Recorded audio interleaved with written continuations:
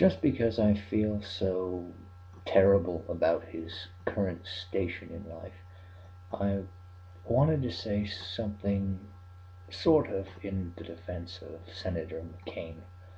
Um, it is so incredibly obvious, and has been so incredibly obvious since his attempt to run president in 2008, that he is suffering from the onset of dementia.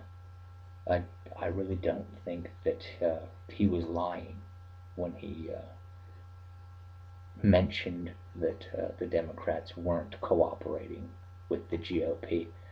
It's not like he was simply regurgitating Republican talking points. I mean, think about what he said.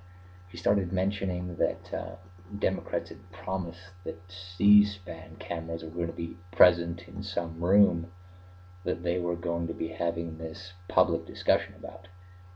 And that doesn't even make sense to say. None of these discussions are public or open to public scrutiny, and it would be extremely unusual for anybody to ever suggest that C-SPAN would have their cameras recording this kind of discourse. It doesn't even make sense to lie about that because it's so absurd. Um, I feel terrible for the man because he's losing his ability to remember things correctly. So I mean, that's not necessarily an excuse for some of his behavior, and I don't want to make it sound as if we can blame everything that he says or all of his positions on his mental station, but this particular issue and some of the issues during the election, some of the alleged lying that he was doing, I think wasn't lying at all. I think it was genuine mental disorder that he had.